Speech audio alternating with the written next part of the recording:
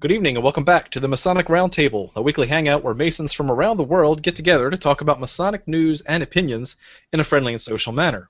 The thoughts and opinions expressed here are solely the opinions of the participants and do not represent any Grand Lodge statements or positions. Make sure you keep your conversations open for the public and on the level. Tonight we are soliciting questions and comments from you via Twitter, at Mason Roundtable, also on the Facebook event page. As for introductions, my name, as usual, is John Ruark, past master of the Patriot Lodge, number 1957, in Fairfax, Virginia.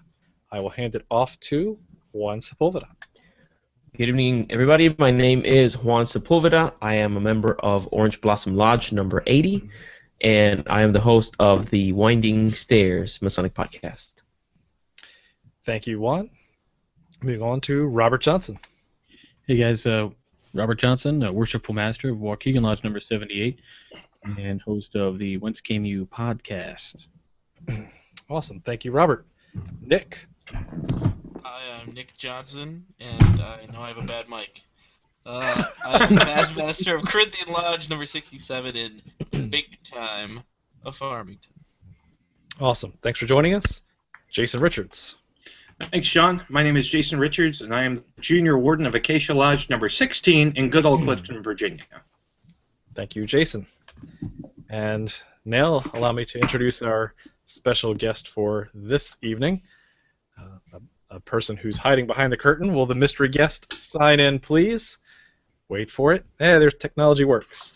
Hey! Allow me to introduce Worshipful Matt Botts, second-time Master of Diversity Lodge number 330 in Alexandria, Virginia, beholden under the most worshipful Prince Hall Grand Lodge of Virginia. Say hi, Matt. Hello, everybody. Awesome. Great.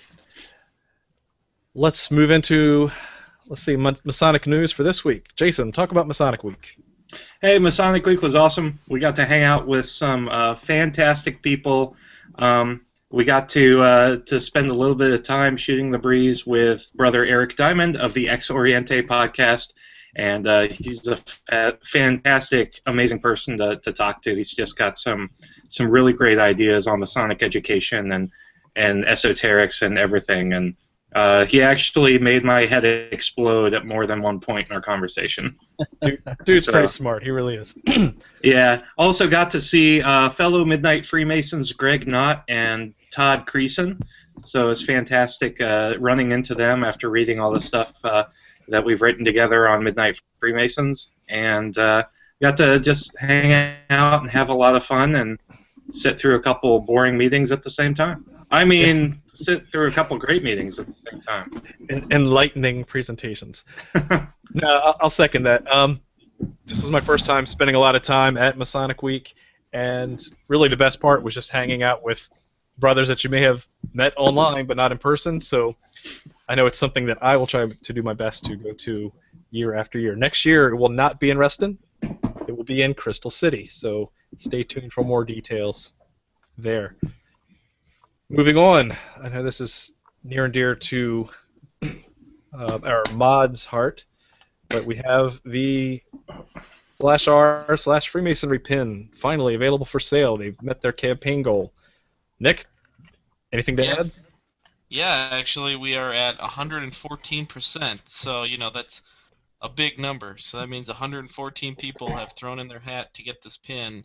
And, the first time it failed, but this time kind of explained to Dorsera 85 or whatever he is, that, let's focus on something different. We changed the plan, and it's happening. So get your Reddit pin. You've got 25 days left, $10 plus $2 shipping. Let's make this happen. And the proceeds to the Children's Hospital. Shriners Hospitals for Children. Yep. Yay, Shriners Hospital. All right, good charity, good pin, go buy one. Next in Masonic news is a new Masonic exhibit in Ontario.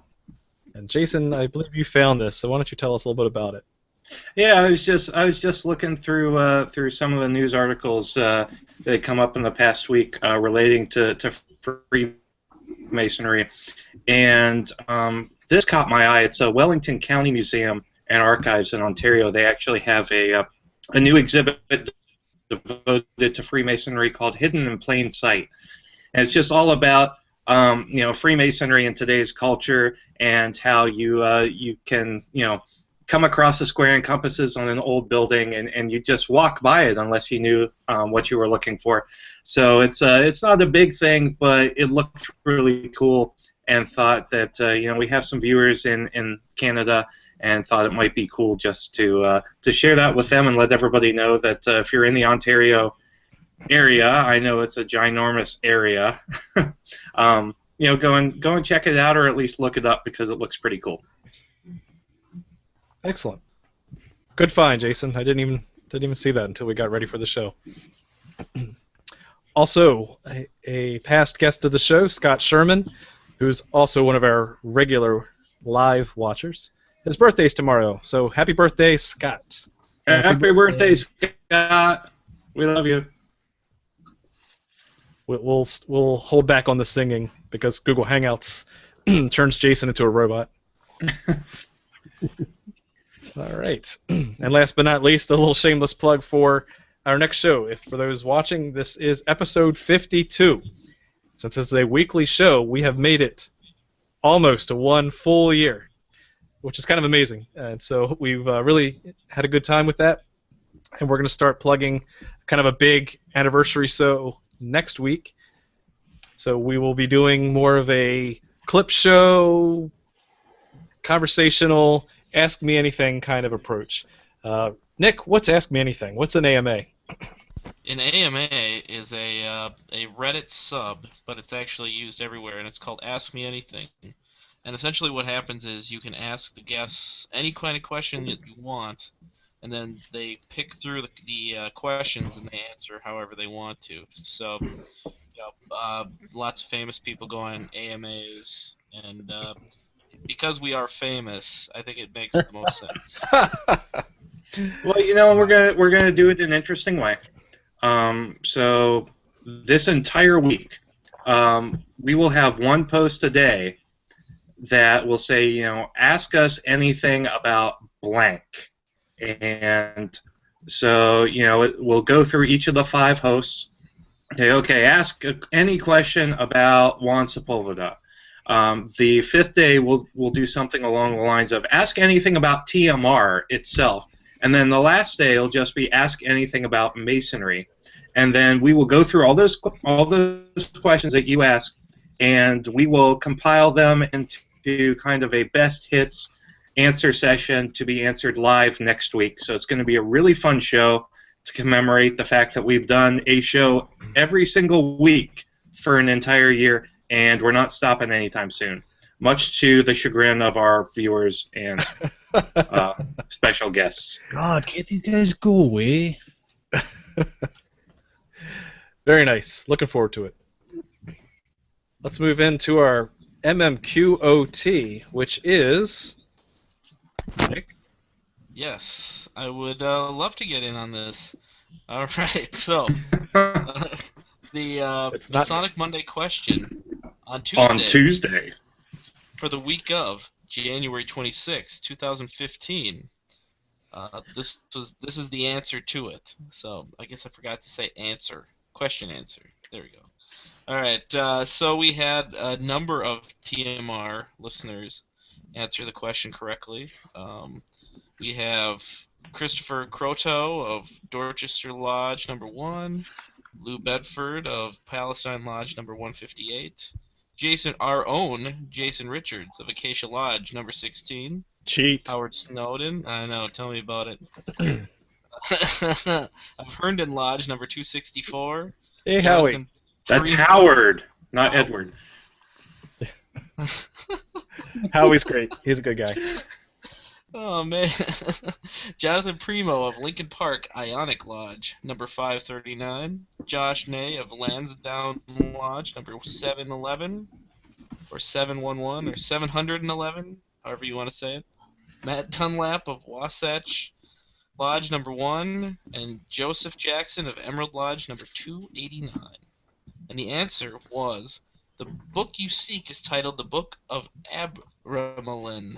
Abramelin? Whatever. It's a weird word. Oh, that's your question. Abramelin. I know. I read them. I don't know how to spell. Abramelon? They're Abramelin, yeah. They're, and I it don't was even know what that Samuel means. Little McGregor Mathers who actually translated it. Yeah. But as one person noted, it was done poorly, and the translation's not very good, and it was filled with lots of errors. But whatever, back then they were all hippie cool about, grabbing just whatever. So, all right. So, question for the week of February 2nd, 2015. I know this is going to be a softball, kind of like what Tom Brady throws. Oh! All right. This week's question is Super Bowl That's Sunday. a Sorry, deflated Massachusetts. ball. Oh man, I could just see. Watch, all of our Massachusetts viewers are gone. They just left in disgust. We're watching them fall off. All right, so this week's question is Super Bowl Sunday. Wait, it's Monday. Wait, it's Tuesday. Oh well, question time. This famous Freemason appeared in a total of 5 Super Bowls, winning 2 Super Bowls, and was named Super Bowl MVP once. Who is this famous Freemason, and from what lodge? Can I just answer it right now? No, Okay. I know you want to. You're twitching. When you have an answer, send it to masonicmonday@gmail.com. Don't forget to include your lodge name, number, and also the hashtag TMMR. TMRMMQ. Every time, man. You got too many M's. Yeah, so there you go. This is really important. Do not post the answer to this on Facebook. Also, True. do not send this to the Masonic Roundtable's email address. Yeah, it won't fly because I just kind of pretend those don't exist. So yeah, and don't post it on the Facebook page, because if you do, Lord Xandred of the Power Ranger Samurai will come into our world via the fact that the Sanzu River will be flooded. So please, let's prevent Lord Xandred from coming into our plane of existence. I haven't got that degree yet. I don't know what you're talking about. Hey, Really Power cool Rangers, man! Woo! Moving on to tonight's topic, Prince Hall Masonry. And I think we have a fantastic guest tonight, a personal friend and brother of mine, Matt Botts, who will give us a little bit of background on Prince Hall Masonry. And so we've talked about Prince Hall Masonry, but it's been brought to my attention. We've really never covered it in detail, of what it is, its history, its origins, and how it operates. So without further ado, I will let Matt provide his prepared remarks. Good evening, everybody. My name is Matthew Botts. I am the Worshipful Master of Diversity Lodge number 330 under the Most Worshipful Prince Hall Grand Lodge of Virginia and its jurisdictions. We are located just outside of Fort Belvoir, and little personal mention, we meet first Saturday of the month, every month at high noon. We never go dark. As Worthy Past Master Ruark already stated, I've sat in lodge with him, Brother Richards.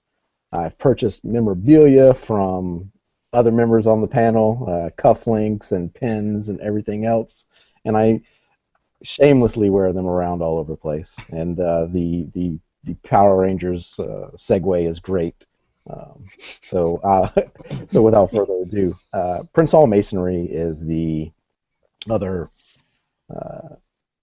known Masonic organization and recognized organization within the United States. Every state has their so-called mainstream or state Grand Lodge, and just about every state has a Prince Hall Grand Lodge, or some states that do not have an individual Prince Hall Grand Lodge, they fall underneath a nearby state that acts as their governing body. Generally, you find those out in the Midwest or Northwest of the country. Generally, the central and eastern states each have their own individual Grand Lodge, and all of the Grand Lodges are Prince Hall affiliated. Who is Prince Hall? A lot of lot of folks think Prince Hall was a slave. In my research, Prince Hall was never a slave. He was a servant. Much different connotations back in the 1700s. There were slaves, servants, and freed black men at the time. So servants were not considered slaves. They were not considered freed. You still had to acquire a manumission from your leadership, so to speak, in order to become a freed man within the United States, the colonial locations at that time. So in 1775, John Batt, then the worshipful master of Lodge 441 of Irish Registry, heard of Prince Hall and his plight and accepted his petition for membership. So Prince Hall and 14 other men of color were made Masons on Castle William Island approximately March 6, 1775.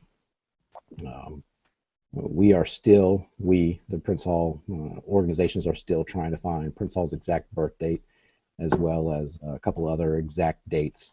And a lot of that is left up to individuals, as well as we have a research society called the Phylaxis Society that does a lot of unbiased research into all things Masonic, not just Prince Hall Masonry.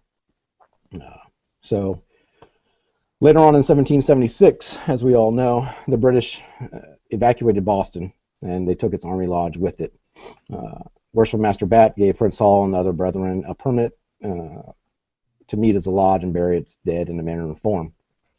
So later on in 1776, African Lodge number 1 was organized with Prince Hall as its master.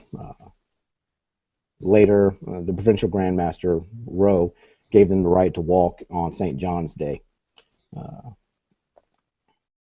So that was kind of interesting in my research too. That basically confirmed what I had heard, that although he was allowed to organize with his own lodge, he was really not allowed to raise Master Masons, right? He was just allowed to have a Masonic burial and march in Masonic parades during St. John's Day. Is that correct?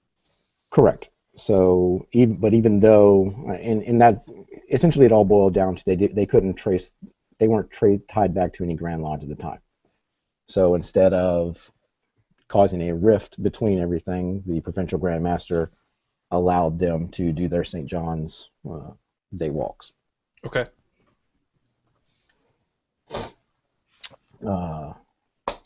Let's see.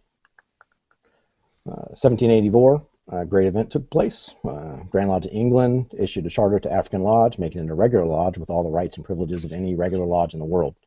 The lodge was later designated 459, and it's still in effect, in existence today within Boston, Massachusetts. It is a historical lodge.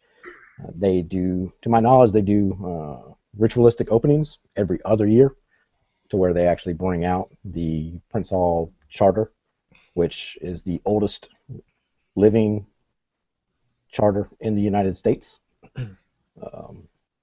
It is kept under lock and key and under guard, and brought out during special occasions. Yeah, I had read that, because what's special about that is that it actually comes from, it's the oldest one that's still chartered from the United Grand Lodge of England. Correct. So there were other, Grand Lodges that were constituted, with the permission of the Grand Lodge of England, but this had predated many of those. So it has the claim to be the claim of fame to be the first UGLA, or they weren't even UG yet. They're just the Grand Lodge of England chartered, constituted lodge. So that's awesome. Yes, and there may have been lodges within the colonial states that were older.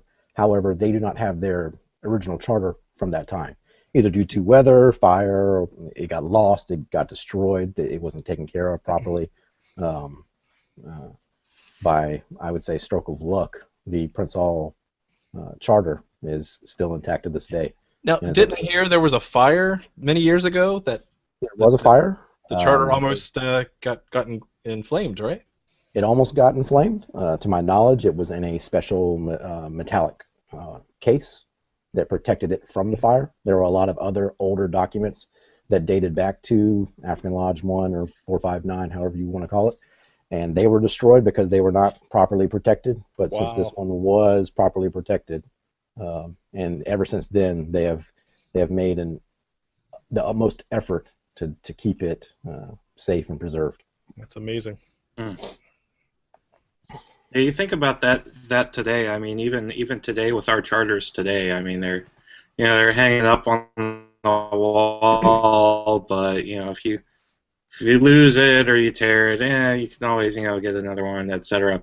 I mean that was solid gold for these guys in African Lodge. I mean that was their ticket to just recognition, and well, not even recognition, but just their Existence, yeah. their existence. Yeah, it was their entire existence, which is just so cool. And it also helps that you have something from the Grand Lodge of England when somebody is trying to say that you're not either recognized or a regular, when you can just slap it on the table and say, well, where's yours? Yeah. Yeah, not Is justification for existence. Robert, you had a question? I think it's just funny, there's a, regarding contentions about any Prince Hall, Grand Lodges and things like that. People are, discussing the charter and everything. And really, what's interesting is, talking about recognition, and it's, to me, amazing that they would recognize us, right? I mean, because Prince Hall, like you said, they have a charter that predates anything we have. So it's just interesting that way, the attitudes people have about that. Mm-hmm. Hopefully over time attitudes change, and in a lot of cases it has. But in some cases, as we know, people are still steeped in history, and I always say that history is his story. It's written by the individual, not by the group. Nice. So from African Lodge number 459, there were lodges that were formed from not only, so the first Grand Lodge, 1808, formed from lodges from Philadelphia, Providence, and Boston. And then African Grand Lodge went about doing things that Grand Lodges do, chartering lodges, running into problems as with everything else. And then, of course, you come along and they say that Boyer Lodge of New York petitioned for a charter. So African Grand Lodge informed Boyer that they would have to issue them a charter, but there were some doubtings from inside New York who called on African Grand Lodge to prove that they had the authority to issue charters. So the Grand Lodge sent them copies of the charter, but Boyer Lodge returned an answer that the charter was like any other lodge charter, and they could not see that the Grand Lodge had authority to issue charters. So by this time, the Grand Lodge had been issuing charters for years. So as an organized Grand Lodge, but they could not prove to New York that they were really a Grand Lodge, and there was no official pronouncement of when the event actually occurred. So at this point, that's when John Hilton proposed an official Declaration of Independence. And eventually, on June 18th, 1827, a declaration declaring African Grand Lodge freed from the government control and control of our Mother Grand Lodge of England or any other lodges. We do therefore declare ourselves henceforth free and do create this Grand Lodge under the title of African Grand Lodge Number 1, to have and exercise the same powers as other Grand Lodges, granting warrants and charters, yada, yada, yada, an act made necessary because of Boyer Lodge in New York's refusing to accept the authority of the African Grand Lodge. But even though they refused authority, it set the tone for later on, because up to that point, there was no true declaration.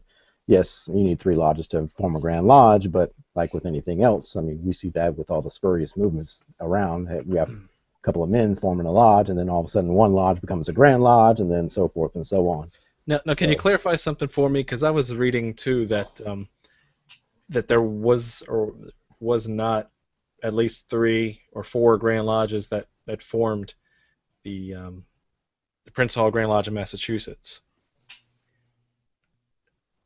I do not know. Okay, because I had heard that. I have not confirmed that, but I will say that In also my research that a detail from the United Grand Lodge of England, I believe in 1994, yes, December of 1994, the United Grand Lodge of England reported that by the standards of today, this is a quote, the formation of the Prince Hall Grand Lodge of Massachusetts was irregular.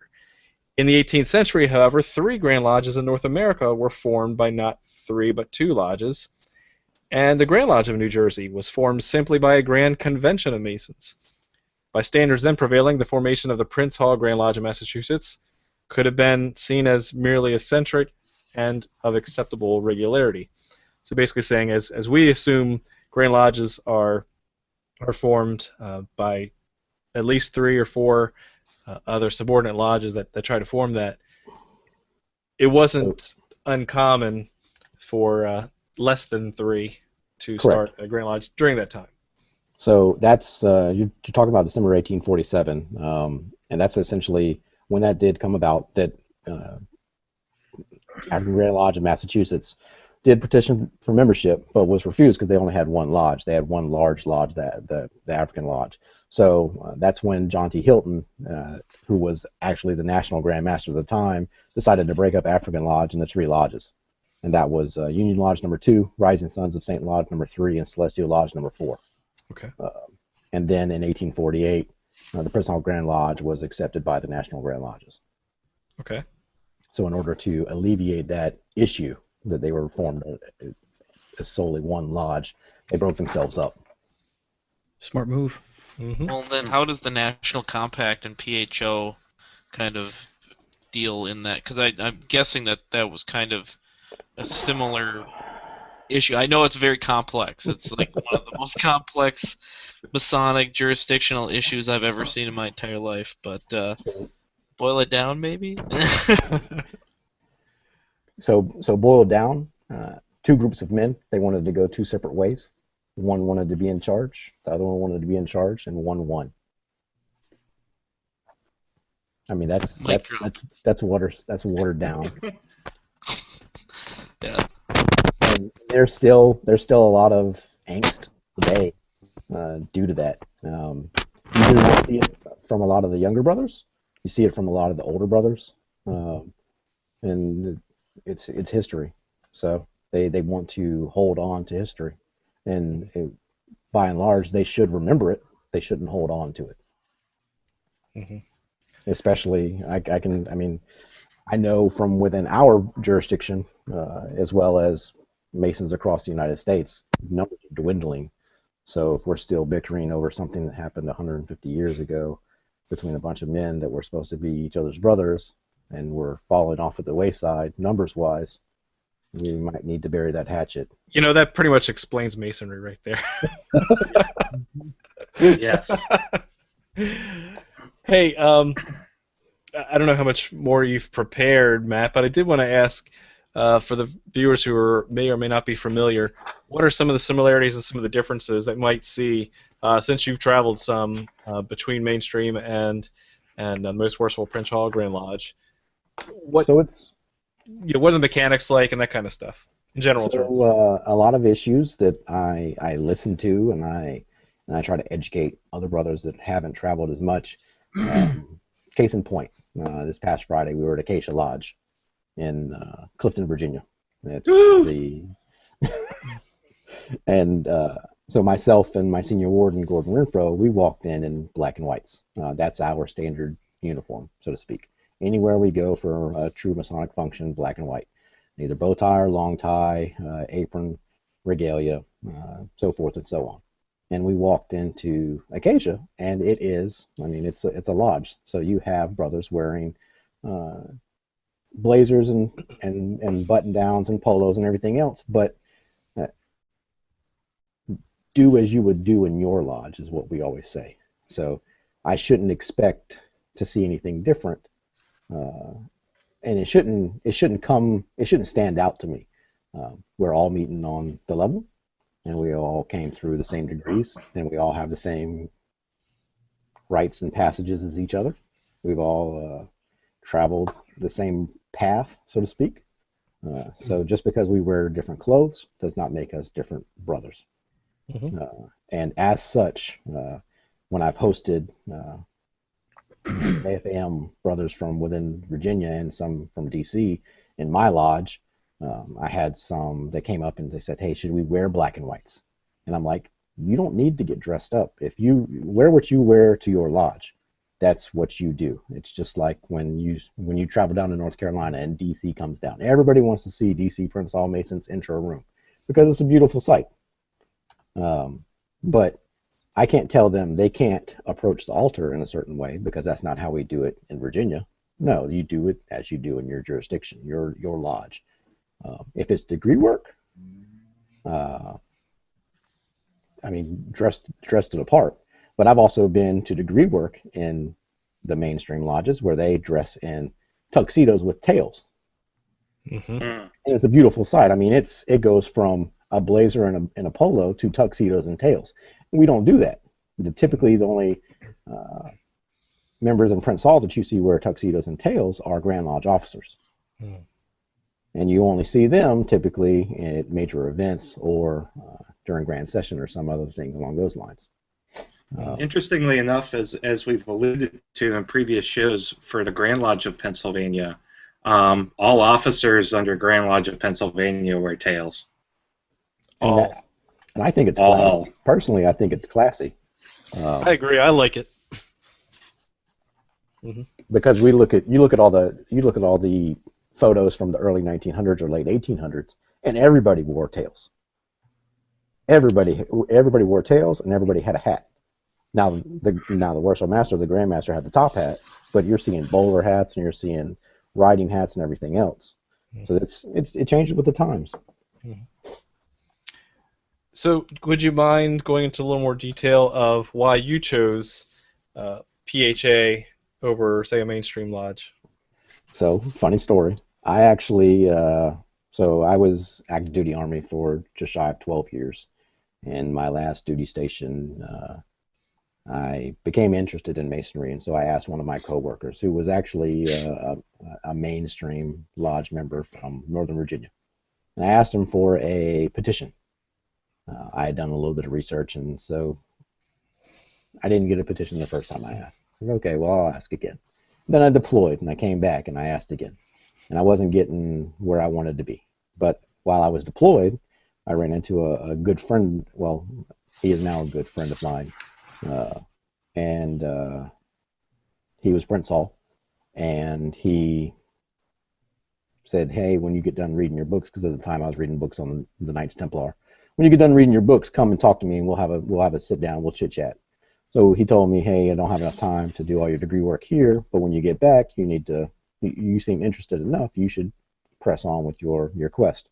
So I did, and a good friend of mine, Past Master David Alvarado, out of my lodge, I eventually was sent to him, and he sent me all around my building, and I talked to about 25 different Master Masons. And Wow. and each one pretty much asked me generally the same questions, and then at the end, they sent me back to him. And it's not the fact that you need to pass 25 different tests. It's where does your heart lay almost? Where's your ambition? Where's your goals? Are you going to give up if somebody says, well, hey, don't talk to me, go talk to John and then come back to me?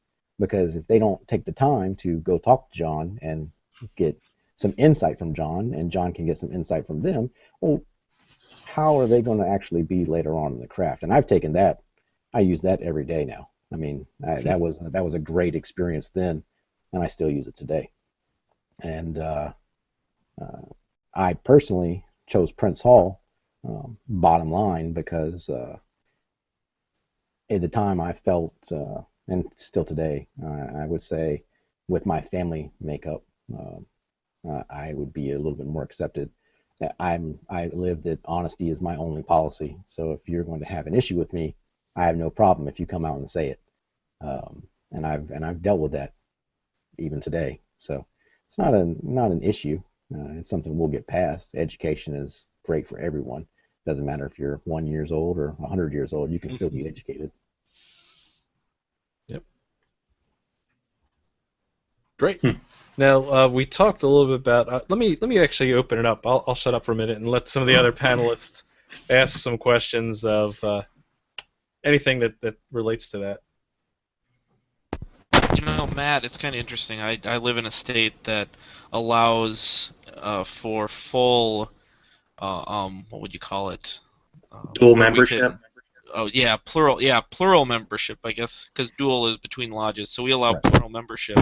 And I'm very good friends with one of the Grand Lodge officers in the Most Worshipful Prince Hall Grand Lodge of Minnesota, and I've been seriously considering joining a Prince Hall Lodge, especially after a number of visits that I've had on I don't know if you call it that side or this side of the it's very that's the weird part is it gets kind of uncomfortable just terminology wise, but do you find that there's a really good change of venue, change of point of view, um, one versus the other, and do you think I should? I would say, by all means, go ahead and do it. I'm a big proponent of visiting other lodges and getting out of your cave being your home lodge. I think I've visited upwards of 60 or 70 lodges around the globe now, to include Europe and North America. So, I mean, it's great for you to go and see, and it's education every time you go there. So just because you do certain things a certain way within your lodge, you might go to a Prince Hall Lodge and they do something slightly different. And it could change the entire way you do things. It could just tweak that little stagnant or malignant thing that you've been doing because we all get complacent in our ways. I got to say that's great advice in general, and we've talked a little bit about that in the past. No matter where you are, travel around and see other lodges because things aren't always done the way that you came in, so or at your lodge. Regardless, just even within your jurisdiction, go to another one in your district, go to another one in your state, go to another one in your country. And I love the Prince Hall ritual that they do here.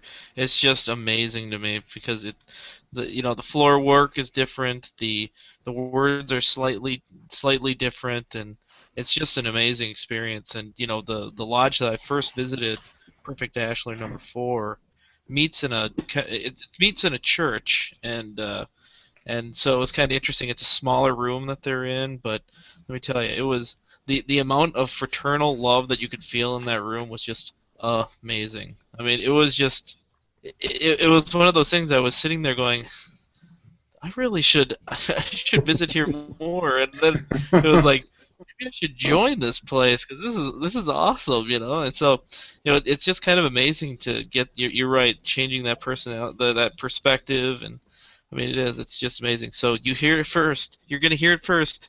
I think I'm gonna petition. You should. But not yet. I wish Not yet. every state, at least the states that do have mutual recognition, would allow plural membership. I think it would help out a lot. I've said that before on this show. If I could join Prince Hall and Grand Lodge, I would do it in a heartbeat. And because the one time I visited Diversity Lodge with a group of Patriot Lodge brethren, it was just an incredible experience. And my lodge, Acacia 16, is going to go visit our counterparts, Acacia 32, next week for a fellowcraft degree, and I just can't wait. That's one of our favorite things to do as a lodge, is visit our Prince Hall counterparts. So, Matt, I have 2 questions for you. The first is,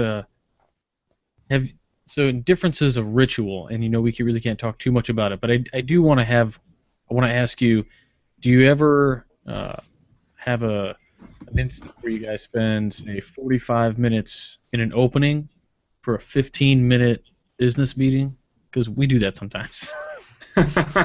So I've sat in those meetings where they sit there and they go through everything, and there's no breadth to their meeting. I try to get in and out. I know my lodge brothers say I'm long-winded at times.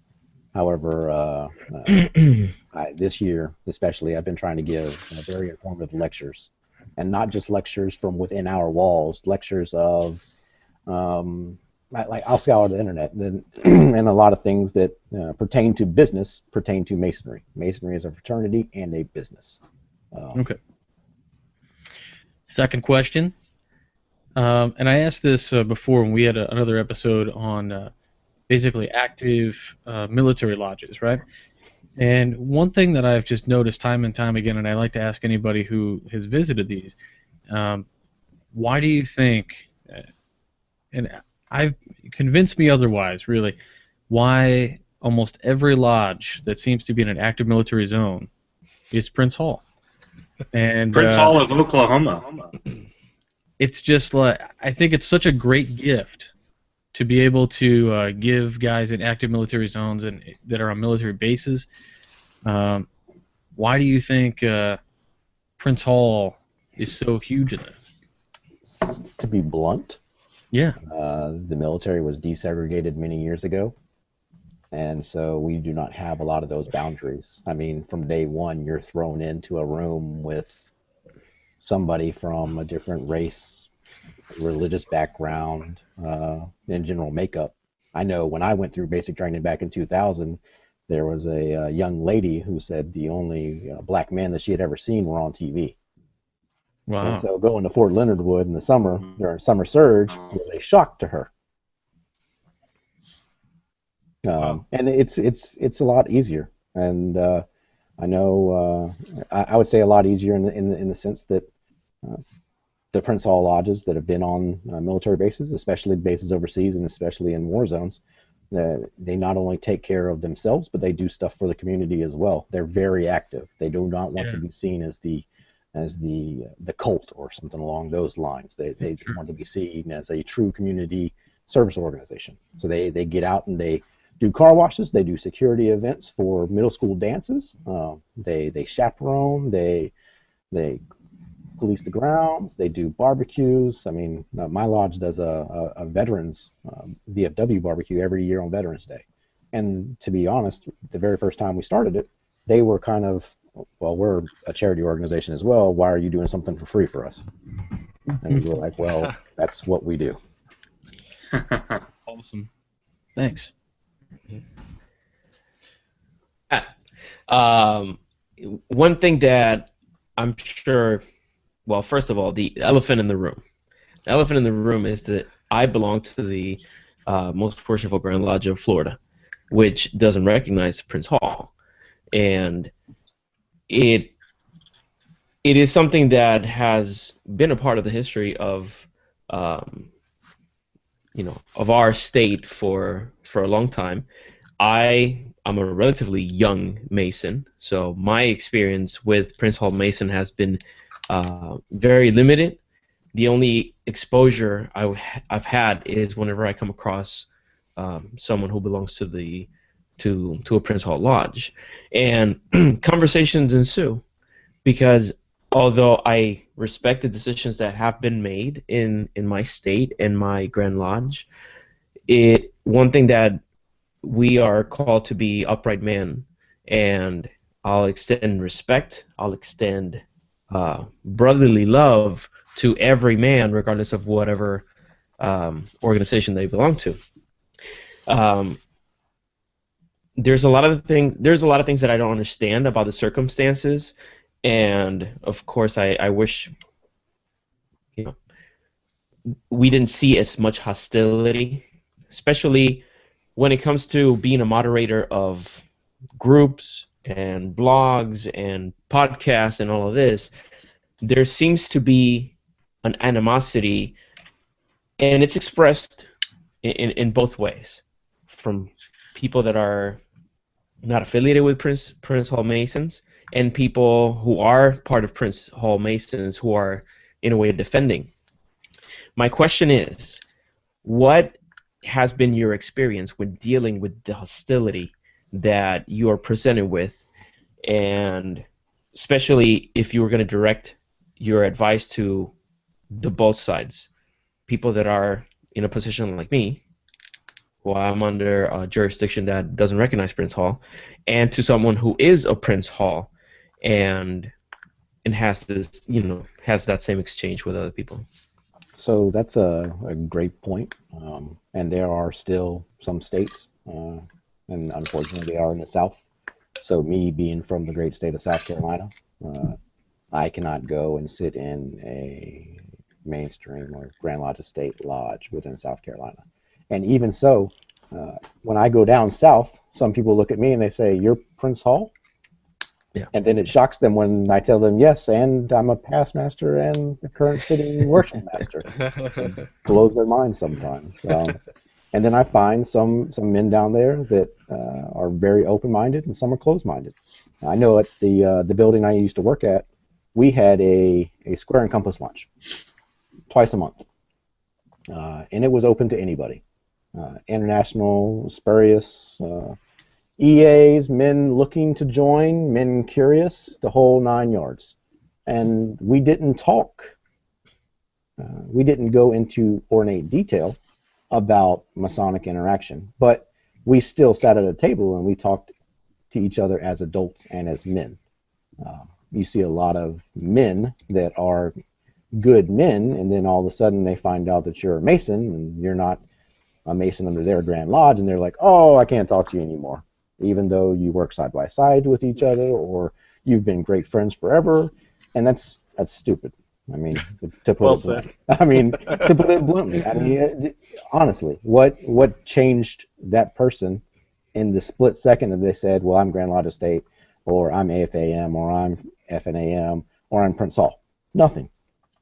They chose a certain path. You chose a certain path. Your path was dictated by men before you. And it's up to the younger generation to mold that path.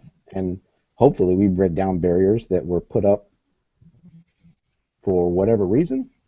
But hopefully we can take down those barriers. Well, and I remember. Interestingly enough. Oh, sorry. Go ahead. Go ahead. Well, Interestingly. All right. Neither of you. Here I go. Yeah. Here's the. I want to encourage you. Take the mic. Take it. You're muted. And it's beautiful that I hear that, mainly because of this. I gave my word. I have an obligation that I'm committed to uphold. That obligation, however, does not include me being an enemy or being hostile to someone who belongs to a different lodge. We're still men, we're still parents, we're still members of our community, and we can still have discourse. However, Matt, unfortunately, we're not going to go into details of esoterics and whatever is the secret work, but, I'm still going to continue to have a relationship with you and communicate with you. And a lot of the virtues that we discuss as Masons are not exclusive to our fraternity. These are universal virtues that we can enjoy and we can discuss, explore, and continue to grow together. Yes. Well, and I remember on message boards many, back in the 2006s, 2007s, it was just insane because you'd have these guys just yelling, "Exclusive territorial jurisdiction" and "ETJ, ETJ," and it was frustrating because as a young Mason, I'd be sitting here going, "What are you talking about? I mean, these guys are my brothers.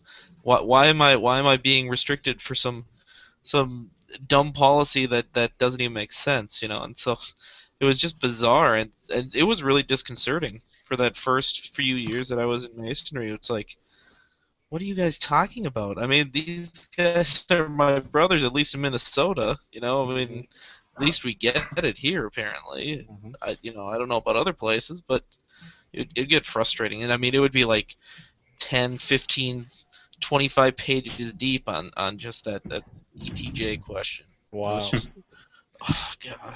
I'm starting to have flashbacks. Okay, I'm going to talk now.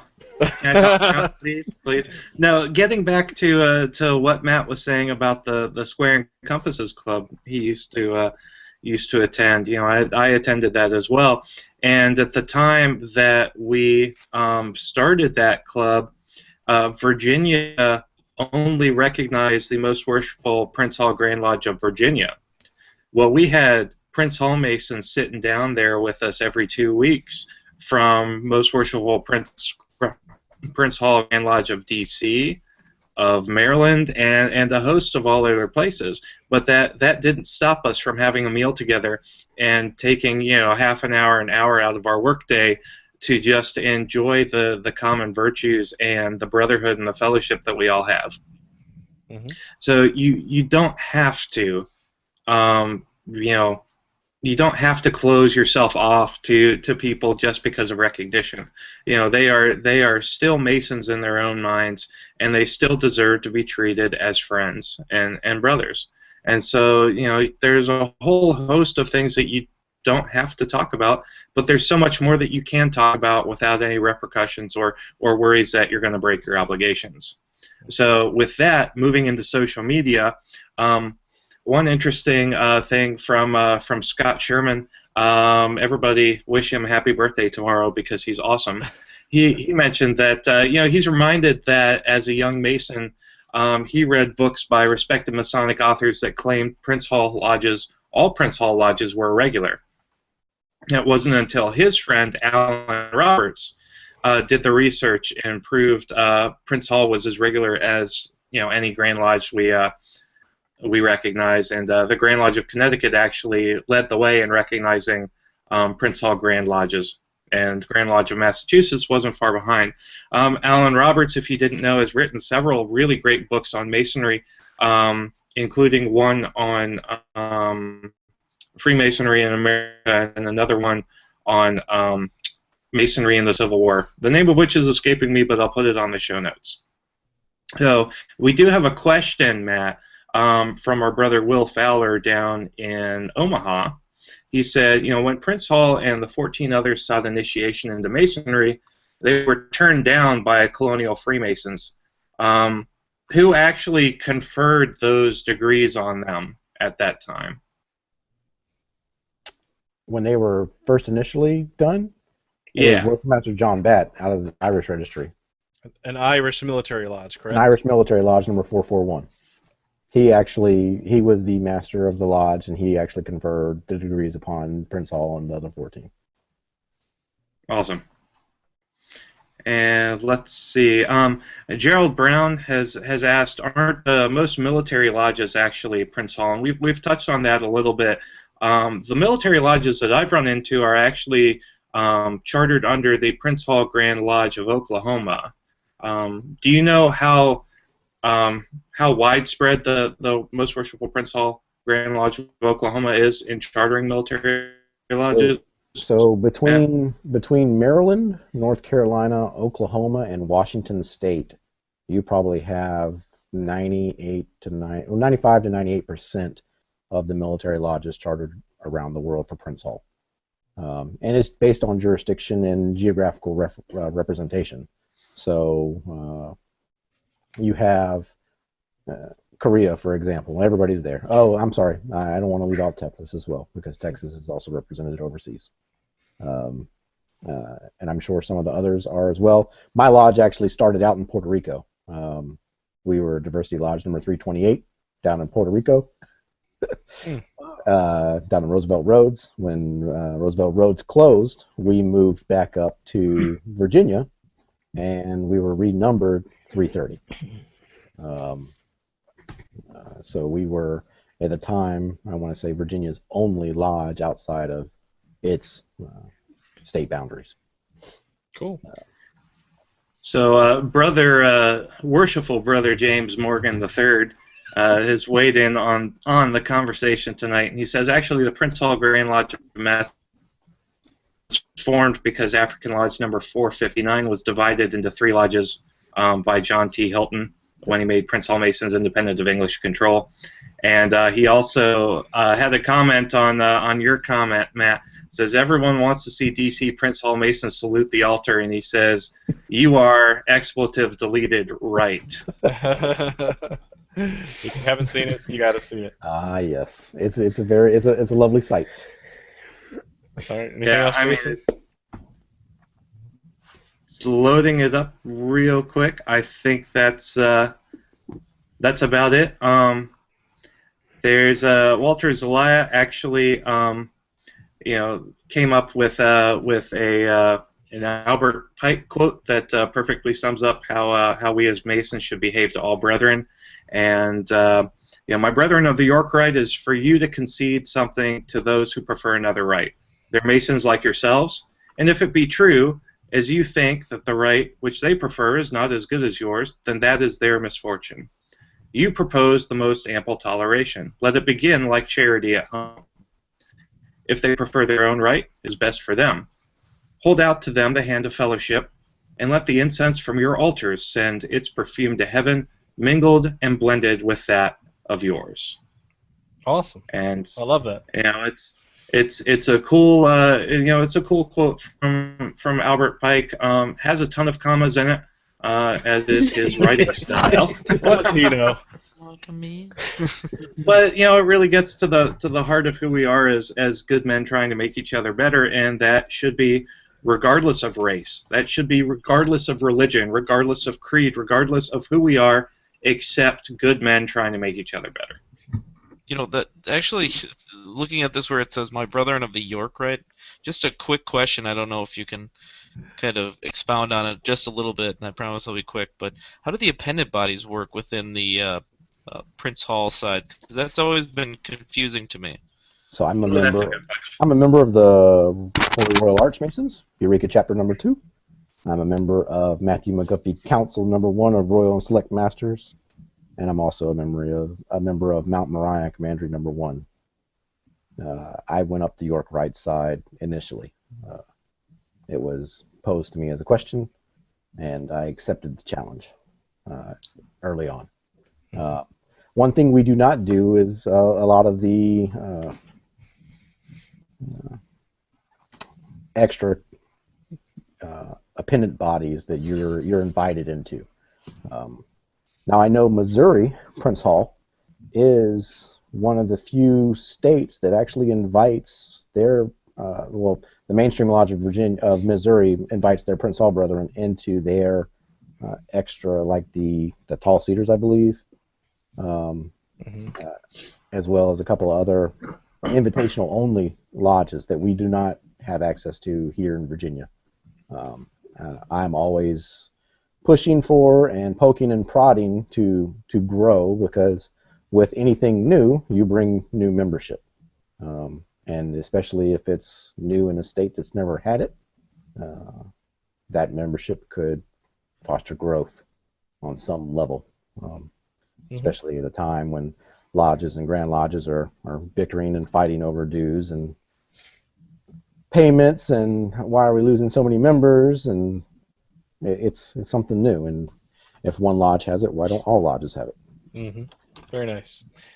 Well, let's start wrapping up in the interest of time, and let's take the opportunity to be brief in our final thoughts. So I will start with Robert Johnson.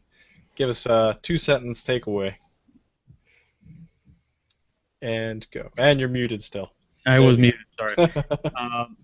I just wanted to thank Brother Bots, because I don't know, I didn't know a whole lot about Prince Hall Masonry, and now I know a lot more, and I've certainly visited a few of the Prince Hall lodges, and they're amazing.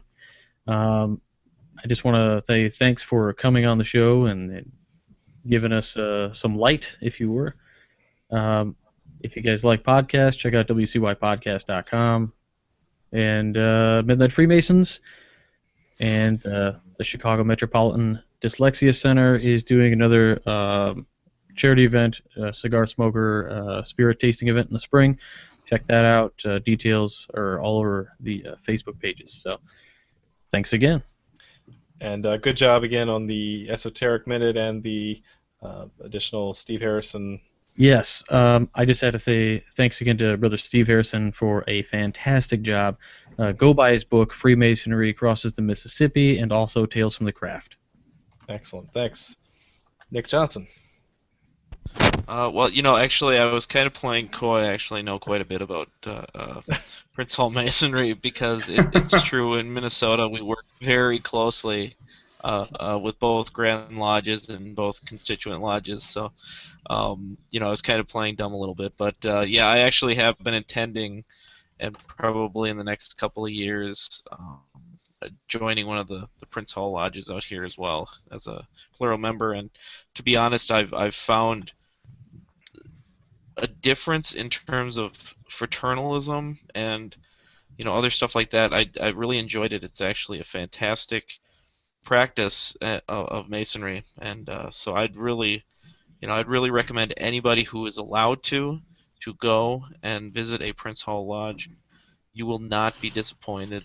The ritual work alone is fantastic. I was totally impressed by it. I'm still impressed by it every single time I see it, and all the brothers that are in there, they're my brothers. They're great.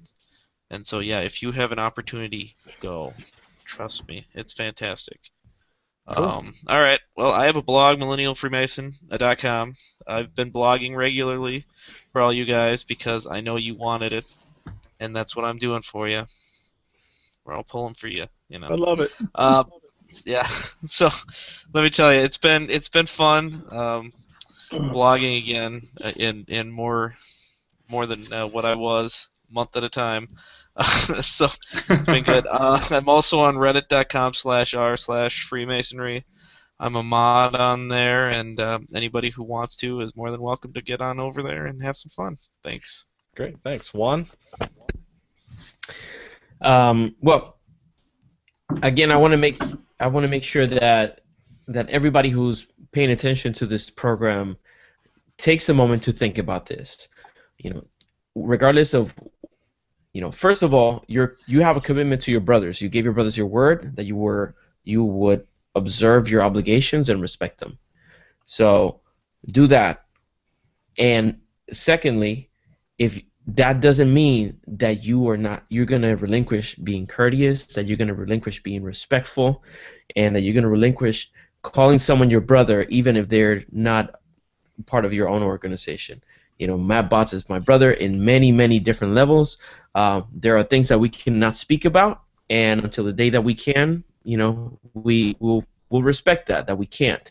But we'll continue to walk together in this journey to become better men, and to treat our fellow brothers with respect and dignity. So if you or anybody that you know have experienced this hostility that I referred to, discourage it, because it's not conducive to any kind of growth.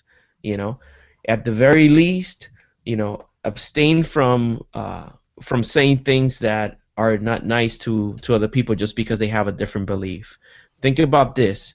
If your best friend had a different religion or a different religious belief, would you turn your back on them when they needed you? The same thing applies. You shouldn't do that just because somebody else belongs to another organization. You shouldn't be disrespectful or less human for that. Plus, we have the band hammer. If you bring any of that nonsense around here, bam! All right, brothers. I need you to stay in touch with me. Go to thewindingstairs.com and sign up for my email newsletter. I have one project in the works. I haven't had an episode of The Winding Stairs, and I'll be frank with you, the reason is technical difficulties. I am working on a project to get out of this hole I'm in. I have the content, I just can't bring it to you unless I'm able to actually bring everything to speed. Thank you to everybody who watches the Masonic Roundtable. Participate in the conversation, what we didn't discuss. Bring it up in our Facebook and Twitter pages. Thank you again. All right, thanks. Jason Richards. Yeah, thanks, John. When it comes down to it, I mean, we've been preaching this for a year now. We're all brothers here. Come on. Treat each other with respect. Seriously. I mean, it's not that hard. And you'll find that everybody gets a lot more out of Masonry when you do that. So thank you very much, Worshipful Bots. This has been an amazing episode. And it's been because of your frank commentary. It's been fantastic, and I really appreciate you coming on. Thank you to everybody who's watching us, who's listening to us on YouTube. Keep up with the likes, the links, and the love during the social interact with you all. I am counting on all of you to ask us a ton of questions over the next week, because otherwise our one-year anniversary special will be very uninteresting and short, and nobody wants that. Maybe we'll just get like Nick and I to sing a duet for half an hour, and then no one will ever watch the show again. But you guys are awesome. Thank you so much for everything. Again, go to www.themasonicroundtable.com. Check out the show notes, the research that we use for the shows. Also, check out the Midnight Freemasons blog. I've got a new blog post coming up at some point soon. And then you can also check out my blog, The 2-Foot Ruler Masonry in Plain Language, at WordPress. So, and we've got some other things coming down the pipes here over the next month or two, and we'll keep watching, and we'll tell you more as it comes down. Thanks. Awesome.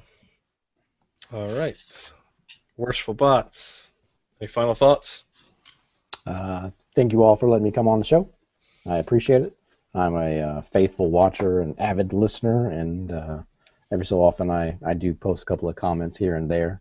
I try to keep it PC and stable so everybody doesn't have a heart attack. I thank you all for what you do. I want to say thank you for inviting us out to listen to Charles Harper speak last Friday. It was a great time. It was an awesome presentation. And for those of you that are watching, if you have not had the chance to see him speak and listen to him speak, he really does bring a good point to Masonry. And he's got a different opinion, and opinions are needed. Don't always toe the company line. You are an individual. You have your own mind. You do not have to follow what another man says if you feel as though it's not right. Mm-hmm. Excellent. Well, again, thanks for joining us tonight. And I will use my last minute to actually ask a question that Scott Sherman slipped in. He's been told in Massachusetts that a proposed member, I assume of PHA, has a picture put up on a board. Any brother who has any concerns can take that picture down. Only those pictures that stay up for a year are offered a petition. Is that true? That's crazy. Must be a local tradition there, right? I mean, it might be. I mean, I've heard of traditions where you come in and you're an inner apprentice for a year, you're a fellow craft for 2 years, and it can take you sometimes 3 years to prove Master Mason proficiency afterwards. And that's, I mean, if you're starting at 18, that might be okay. I mean, some of us don't start until later on in life. All right. Well, good. Well, thanks for answering that. It's very European. Yeah, it does sound like a long process at that point. All right. Well, again, thanks for watching. Thanks for the likes, loves, and links. And definitely check us out at theMasonicRoundtable.com. Thanks for watching, and keep searching for more light. Have a good night.